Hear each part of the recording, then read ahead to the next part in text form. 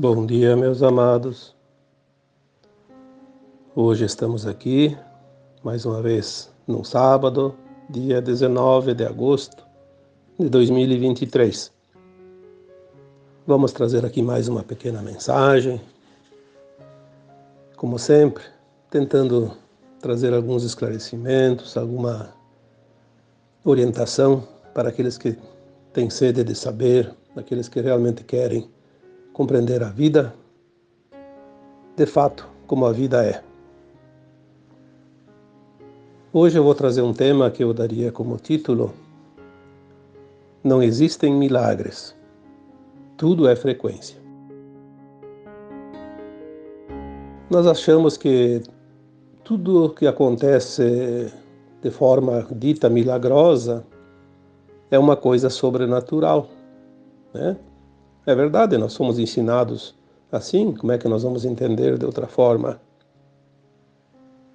Mas, na medida que o tempo passa agora, a nossa consciência se expande rapidamente, os véus do esquecimento estão sendo retirados um a um, e quanto mais véus se retira, mais luz você consegue ver, e nesta luz é que tudo se revela, a verdade vai vir à tona, e aquilo que estava oculto será revelado, que também é denominado desse evento, né, do Apocalipse, que é o final de um tempo, o início de um outro tempo.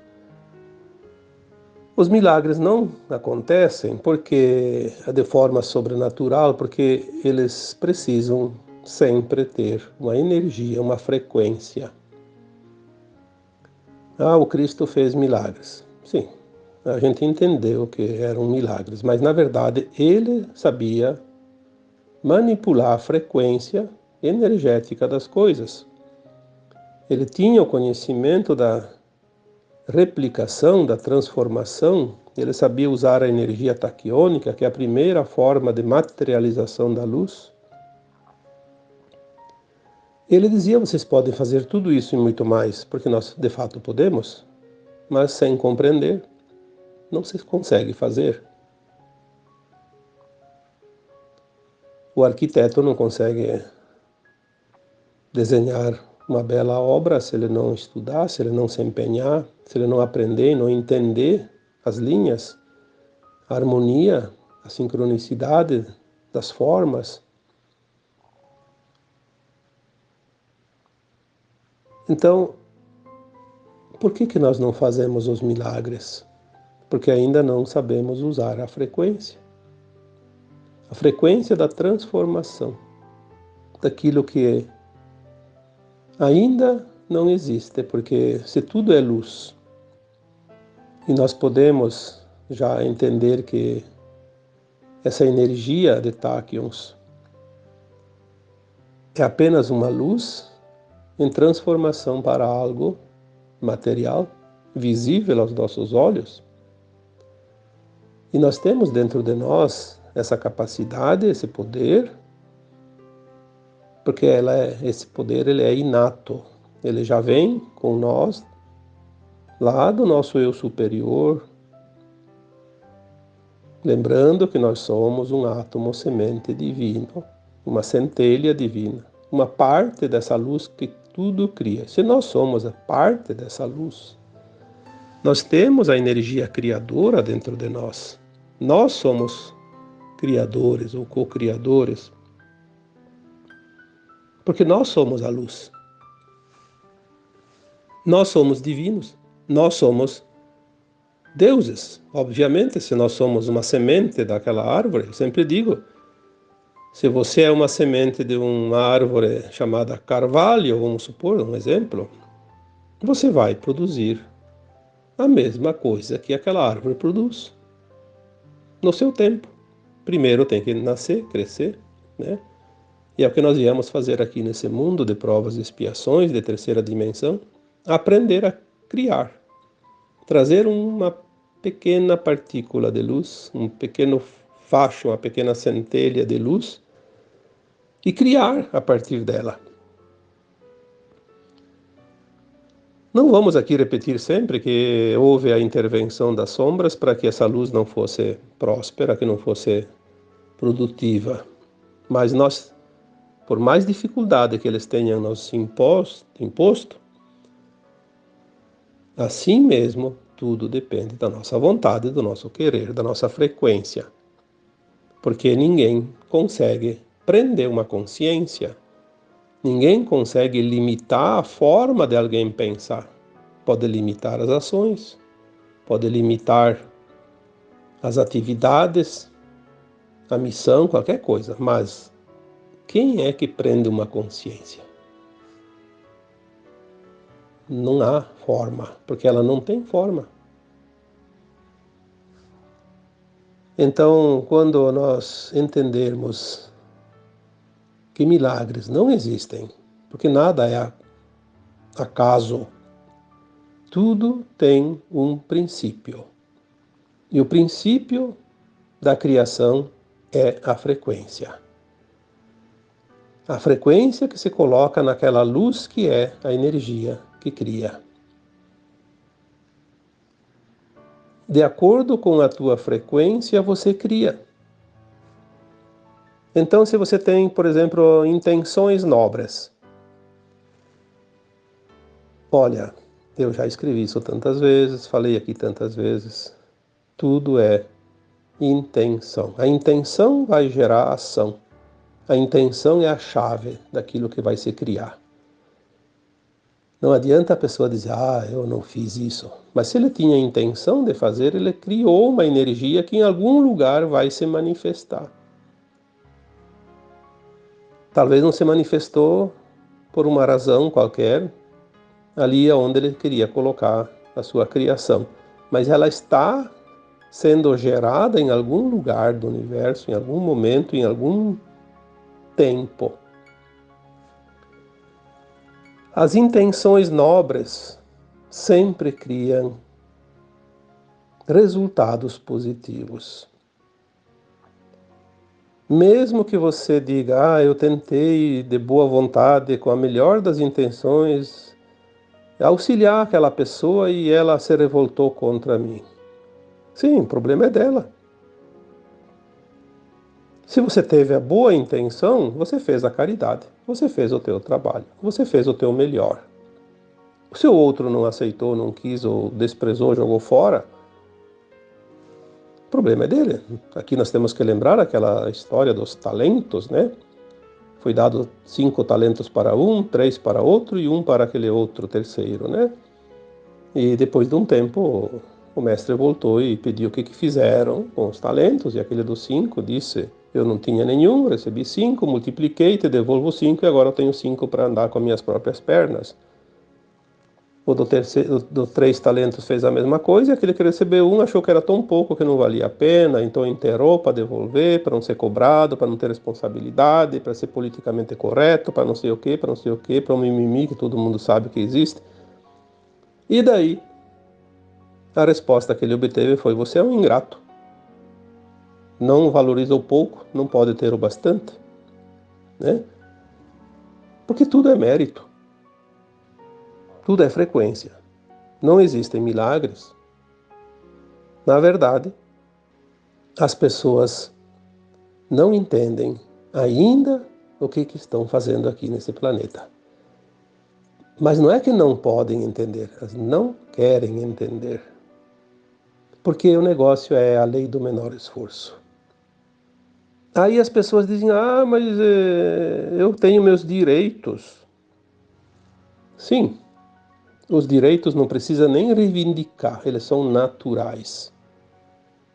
O universo nunca, jamais vai deixar de te trazer o que é de direito. Mas você tem que primeiro saber os teus deveres. Porque se tudo é mérito, tudo é causa e efeito, primeiro tem que plantar para depois colher. Não adianta fazer o inverso. Nós vemos hoje, infelizmente, muitas pessoas querendo colher onde não plantaram, colher na roça do outro, na sementeira do outro, e o lixo que ela produz é do outro, não é dela, se exime de tudo. Quer dizer, só direitos, deveres nenhum. Tirar proveito em causa própria. Ah, se as pessoas soubessem o resultado negativo que isso vai trazer lá adiante. O arrependimento é a primeira ação daquela consciência logo após o desencarne, quando começa a rever o seu passado. Perder a oportunidade numa encarnação é uma coisa horrorosa, porque a alma só sabe quanto é difícil reencarnar quando ela está do outro lado. Quando está aqui, todo mundo tem medo da morte. Na verdade, o medo da morte é uma forma inconsciente de temer de que depois da morte vem novamente uma reencarnação, obrigatoriamente, se não tiver terminado sua ascensão. Então, as boas intenções, as intenções nobres, elas são sempre positivas porque elas só produzem coisas positivas. Independente do resultado, sempre é positivo. Já não se pode dizer a mesma coisa das intenções escusas.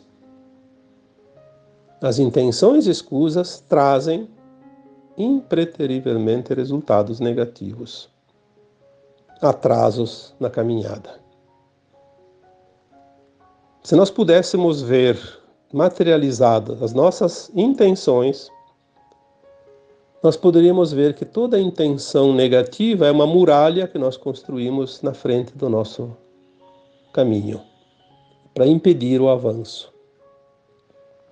Uma barreira. Nós mesmos construímos a barreira. Muitas vezes uma barreira quase que intransponível, de difícil transposição, porque requer depois um esforço muito grande, muito tempo para fazer essa transposição ou dar a volta, né, para chegar do outro lado. Por que a gente faz isso? Porque parece que traz vantagens. As intenções escusas sempre pensam na vantagem pessoal. Nunca uma intenção escusa, uma intenção negativa, ela nunca está atrelada ao benefício dos outros, somente a si próprio. É o ego exagerado, é a ganância, é o desejo de poder, é a fama acima do mérito.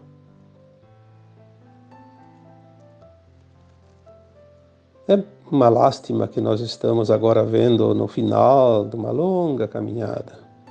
Depois de 50, 100, 200 mil anos, sei lá quantos, cada um tem o seu tempo aqui, mas a maioria tem 100, 200 mil anos já aqui neste planeta. Quanta gente não aprendeu as lições ou não quer aprender? E aquele que já entendeu o sentido da vida, olha para ao seu redor e vê pessoas queridas, pessoas do seu relacionamento afetivo ou não, das suas amizades, enfim, pode ser até uma pessoa desconhecida. Olha e pensa, que pena. Que pena. Poderia ter feito um pouquinho de esforço.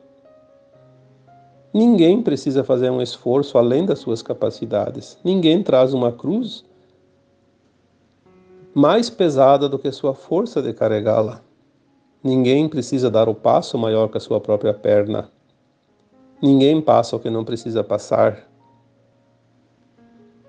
Ninguém é injustiçado perante as leis divinas que tudo comandam. Por que tanta lamúria, tanta lamentação, tanto vitimismo?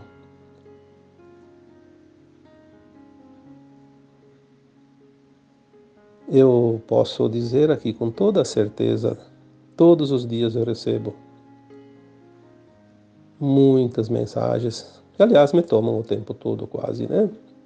Ler, escutar, responder. Quantas pessoas por mais que se diga, se mostre o óbvio, tem dificuldade em entender que estar aqui encarnado é uma oportunidade maravilhosa de fazer a transposição dimensional, subir agora para um mundo de regeneração, não mais de provas e expiações, ir para a quinta dimensão, que vai ser a energia e a frequência da nova Terra. Ah, não, porque eu não pedi para nascer, eu acho que Deus é injusto, porque me traz isso, me traz aquilo. Por que eu tenho que pagar as coisas se eu não lembro das vidas passadas? Para isso eu dou uma resposta aqui para que todos possam ouvir, né? Quando alguém diz, não é justo que eu pague por algo de vidas passadas se eu não lembro. Então tá. Agora você olha ao teu redor e vê, vamos dar um exemplo, uma pessoa que comete muita injustiça aos olhos vistos, uma pessoa maligna, uma pessoa muito má, que causa muita dor e sofrimento para não somente uma pessoa, para muitas pessoas às vezes. Pode ser também uma só, não importa. Um verdadeiro ser demoníaco, satânico, trevoso. Vamos dizer assim, vamos aqui fazer uma descrição para que você possa entender, né? Embora não cabe aqui julgamento nenhum, mas vamos colocar assim para que fique desenhado. Aquele ser maligno que você vê próximo de você, ou que você conhece, sabe das suas ações, qual seria o tipo de vida que ele poderia ter numa próxima encarnação para pagar espiar, né, quitar esses débitos, fazer o resgate da dor que ele causou para alguém? O que poderia ser oferecido a ele? Tudo que você pensar de ruim ainda pode ser pouco no teu conceito. E, no entanto, ele vai esquecer dessa vida passada na próxima. Claro, não vai haver a próxima para esse tipo de gente agora, né? Essa é a última encarnação na dualidade da Terra. Mas vamos supor, comparando ao nosso passado, que nós podemos ter feito isso. Qual é o resgate que eu deveria fazer nesta vida se eu fiz isso numa vida passada? Ninguém é injustiçado. Isso não existe. Não é o Criador, não é Deus que dá essa sentença.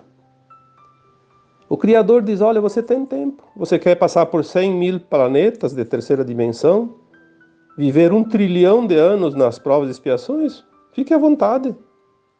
Quando você resolver fazer a tua parte, o teu dever de casa, a tua evolução, você volta naturalmente para casa. Volta para as dimensões. Afinal, todo fractal de alma que vive na terceira dimensão, no mundo de provas e expiações, aceitou a experiência porque queria viver a experiência. Isso dá uma condição diferenciada entre os espíritos, as almas do universo infinito, porque tem o conhecimento, tem a experiência. Quantas vezes eu disse aqui, somente os corajosos aceitaram essa experiência na Terra, porque é muito difícil. Mas depois que está aqui, tem que terminar o serviço. A sentença que cada um vai cumprir em cada encarnação, a própria alma, antes de encarnar, lá no plano astral, lembrando do passado,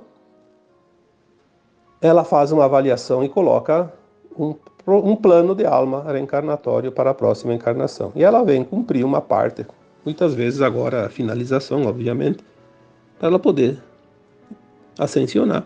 Ela escolhe, nada é imposto. Eu vi uns comentários no último texto, não, foi nesse texto de quarta-feira. Eu acho que as pessoas não entendem o que está escrito, porque não é possível. Ah, porque se a pessoa então é obrigada a sofrer o mal que ela fez na vida passada, então alguém que vai pagar, vai praticar esse mal, vai ficar com a dívida, então esse aí nunca termina. Então aquele que foi morto vida passada, escolhe ser assassinado agora, então alguém vem assassina de aqui. Claro, se for assim, a roda continua. Mas existem as possibilidades de ninguém fazer o ato que ele pediu. Porque aquele que tinha a prova de resistiu. E daí, esse que pediu para ser morto, não vai ter ninguém que matar ele. Então vai ter outra alternativa. Pode ser uma doença, pode ser um acidente. Ele pode estar lá andando dentro de casa e resvalar no piso e cair, bater a cabeça na quina da mesa e ter uma vida. Que diferença faz se assassinar com um tiro na cabeça ou bater a cabeça e ir embora? São as possibilidades, não é aquela coisa da lei do talião, como dizia, dente por dente, olho por olho, não é assim. Eu me admiro, tem gente lá que escreveu dezenas de comentários, fizeram um baita de um debate, tudo bem, o debate sempre é bom, né? Mas eu senti que tem pessoas que se dizem espiritualizadas, espiritualistas, inclusive conhecendo a lei da reencarnação e discutindo coisa que não tem nenhum sentido. Eu vejo mais como uma opinião pessoal. Se é uma opinião pessoal, guarde para si. Ou coloque uma informação, mesmo que seja um debate. E aceite, inclusive, posições diferentes. Agora, defender a sua causa a todo custo, isso aí, sinceramente, eu acho desnecessário. Mas, enfim, pelo menos, eu não vi nenhum comentário abusivo, ofensivo, porque quando alguém começa a ofender alguém, eu não tenho outra alternativa a não ser excluir, bloquear as pessoas, porque eu não vou dar palco para alguém que quer desenvolver o seu ego. Vá procurar em outro lugar. Aqui nós estamos trabalhando na informação, no esclarecimento, na evolução. Tudo com a intenção de proporcionar condições mais favoráveis para a ascensão das almas. Afinal, somos todos uma grande família e podendo, nós devemos sim nos auxiliar, nos amparar, pegar na mão do outro e carregar um tempo junto, né, para que ele possa pelo menos ter a confiança da caminhada. Então tudo sempre está na intenção, né? A intenção nobre traz resultados positivos, intenção escuras ou escusas ou degenerativas vai sempre trazer o negativo, porque não há outra forma de criar se não é pela intenção. Eu sempre digo, se você não tem a intenção, você não faz nada, não mexe nem o braço, nem a mão. Se você não tem a intenção de ir dormir, você não vai dormir. Se você não tem a intenção de tomar água, você não vai tomar água.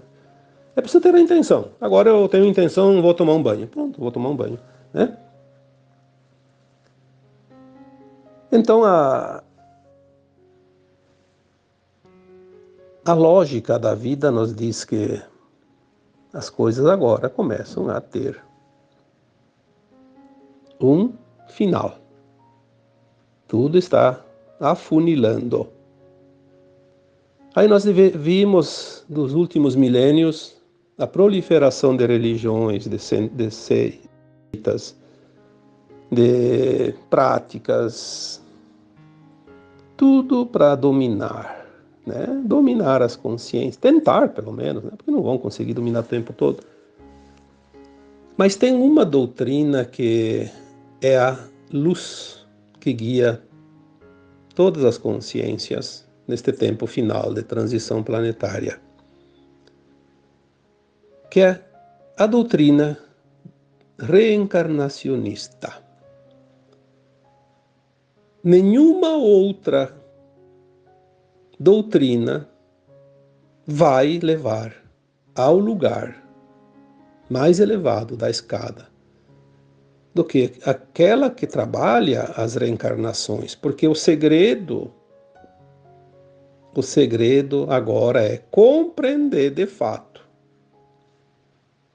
as reencarnações. Por que que nós reencarnamos? Por que que nós precisamos passar pelo desencarne? Claro, se não houvesse desencarne, a gente não reencarnaria. Justamente para avaliar a nossa caminhada.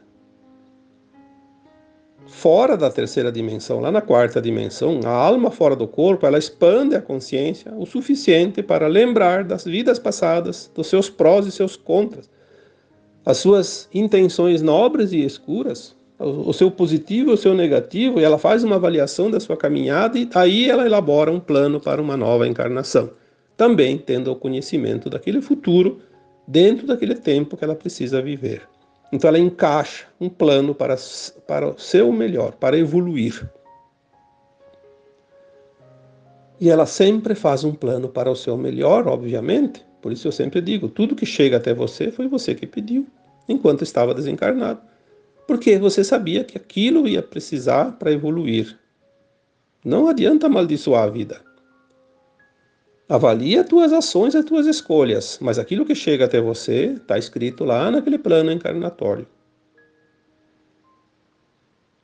Então as doutrinas reencarnacionistas, elas explicam, elas mostram como acontece a vida dentro da lei de causa e efeito. Tudo que você passa é uma escolha dentro das possibilidades que você colocou lá no teu plano de alma, baseado nas leis de causa e efeito. Não é difícil compreender isso. É preciso um pouco de treinamento, de prática, de estudo também, obviamente, de informação, mas o conhecimento, na verdade, está dentro de cada um. Não tem nada fora. Por que nós buscamos tanto fora aquilo que está dentro de nós? Nós temos um regulador dentro da nossa consciência, que é o nosso sensor de direção, a nossa bússola, que é o nosso coração.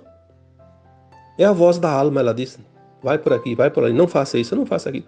Quem é que não sabe quando está fazendo uma escolha errada? Se a sua consciência diz, isso não é legal, isso não é justo. Olha o que tu está causando para outro, para alguém, para isso, para aquilo, as consequências. Ah, mas isso vai me trazer um monte de vantagem, né? Se eu tenho que dar meu voto lá numa decisão, se eu sou um responsável, tipo uma autoridade lá, então vou colocar aqui um vereador, um prefeito, um deputado, um senador, que o povo colocou lá para defender as pessoas, que é óbvio, né? São os representantes legítimos. Aí chega lá, tem que votar contra, porque isso aí é uma coisa que vai prejudicar todo mundo. Ah, mas aí chega lá aquele que tem um interesse e dá lá 1 milhão, 10 milhões para a pessoa votar a favor, inverter o voto. E a pessoa se vende. Olha aonde chega a cobiça, a vaidade, o ego, o desejo de poder, de ter. Vai fazer o que com todo aquele dinheiro?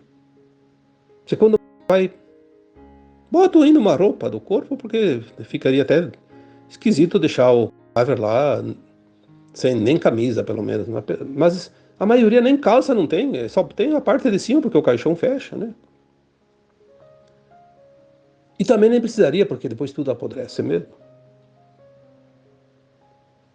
Você vende os vendilhões do templo.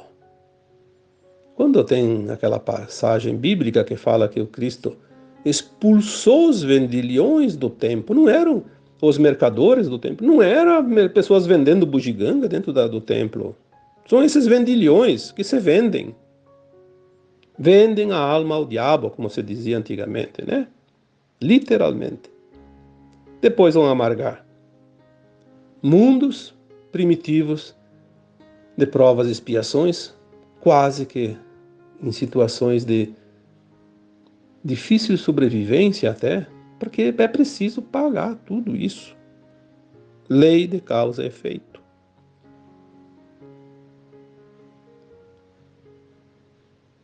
Nós precisamos entender isso. As doutrinas reencarnacionistas, eu até vou citar aqui uma linha aqui que eu vi num livro, mas muito legal, né? Que dizia assim, As doutrinas reencarnacionistas deveriam já ter assumido as lideranças na condução da sociedade, mas os seus adeptos continuam acanhados, timidamente enclausurados em seus templos, por causa das vantagens. Eu tenho que manter os fiéis presos aqui, porque se eles despertam, eles fogem tudo, e eu fico sem ninguém na minha igreja, no meu templo. Então ele não tem interesse. Nós vemos isso em todos os lugares, né?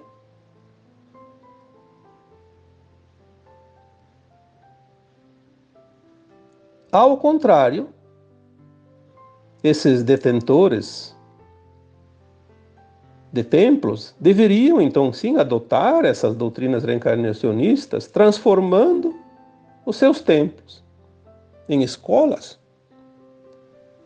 capacitadoras de virtudes, para que se possa formar homens integrais, íntegros, de verdade.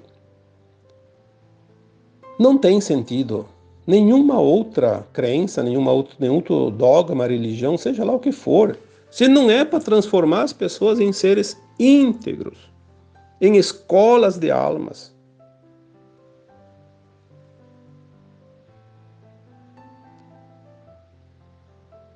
Ninguém está seguro por dizer eu sou dessa religião, eu sou espírita, eu sou isso, eu sou aquilo. Eu posso ser qualquer coisa, mas posso ser também um nada dentro dessas coisas, porque tudo depende das minhas ações. A lei de causa e efeito.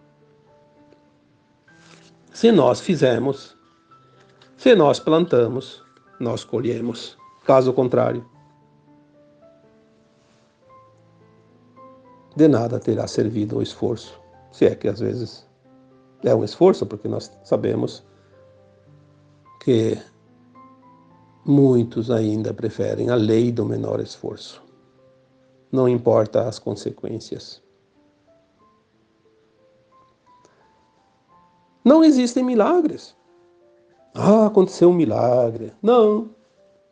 Aconteceu uma mudança muito rápida numa frequência que o resultado pareceu um milagre.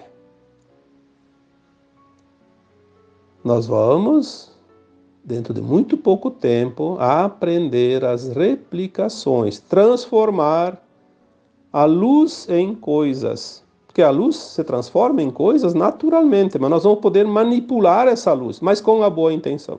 Por que não se podia fazer isso na terra de provas e expiações? Porque o maligno podia usar também. E eles não podem, não têm esse direito.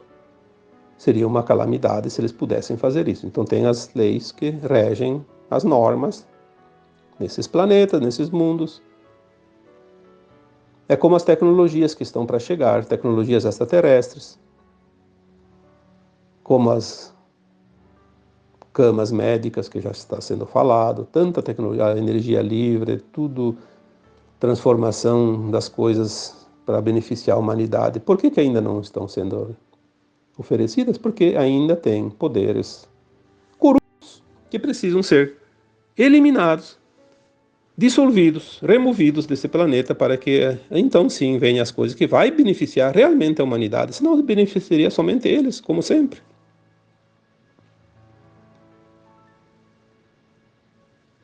Tudo vai ser possível naquele que crê, mas também e principalmente para aquele que busca a frequência do milagre. Nós vemos, ao contrário disso, o ócio. O ócio. Bom, eu acho que tem uma vez um livro, se não me engano, que tinha o título O Ócio Produtivo. Ensinava como ganhar dinheiro sem trabalhar. Eu diria que era um livro de esperteza, né? Você tem que ter o mérito, tudo é mérito, tudo é crédito. Quando eu disse mais deveres e menos direito,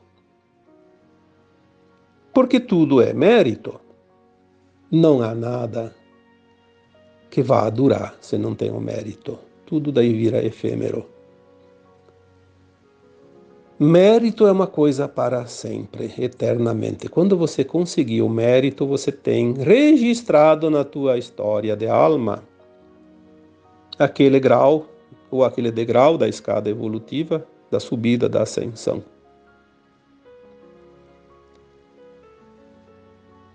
Os milagres, eles são o resultado do mérito.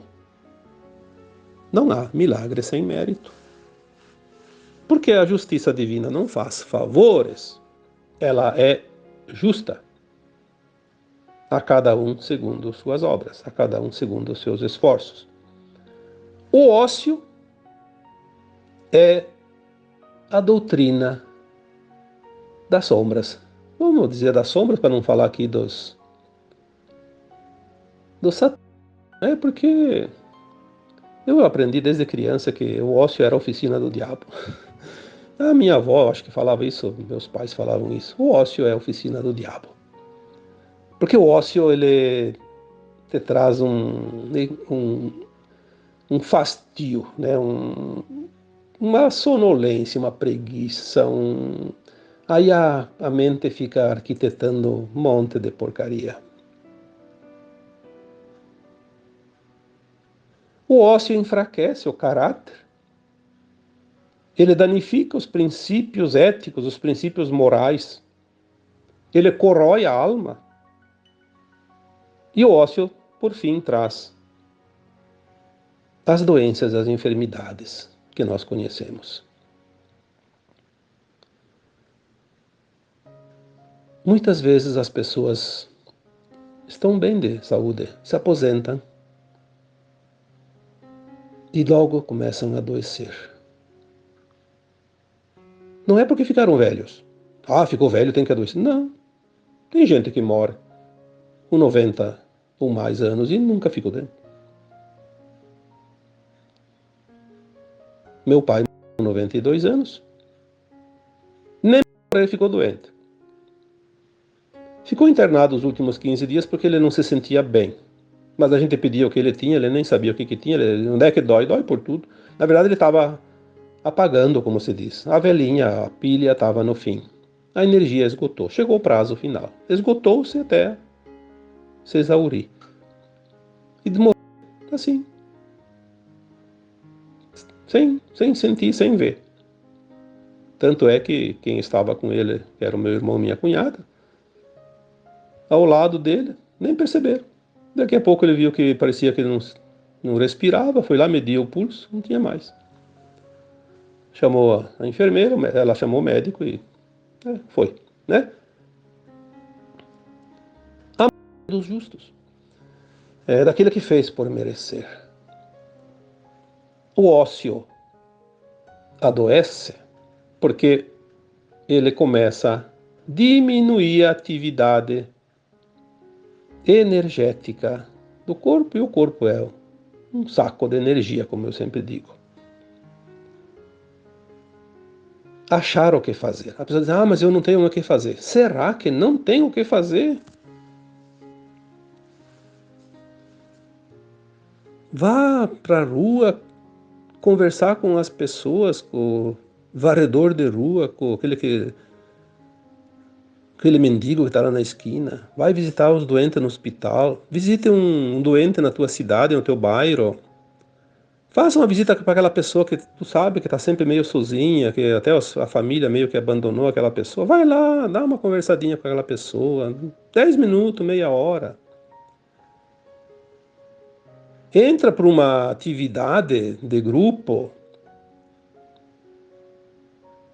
qualquer coisa, que seja útil, que seja digna, que seja ética. Faça alguma coisa. Não imponha nada para ninguém. Faça algo espontaneamente, voluntariamente, amorosamente. O amor é tudo o que existe. Amor é luz, luz é amor. A luz cria, o amor cura. Quanta gente precisa de uma consciência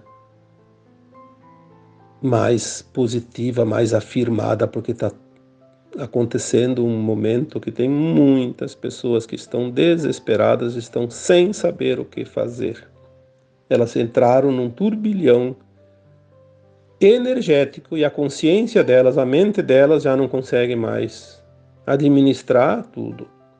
E elas estão entrando em parafuso, como você diz, precisando de uma palavra amiga, de um oi, de um abraço, precisando de você. E quantos de vocês estão ali? Preferem falar da vida alheia, fofocar com a vizinha, procuram as fofocas para ganhar tempo e ocupar o tempo, mas ocupe o tempo por uma coisa mais saudável, mais positiva. Lembre-se que tudo é lei de ação e reação, de causa e efeito. Os homens vão para o bar jogar cartas, tomar cachaça, porque não tem o que fazer. Será que não tem o que fazer?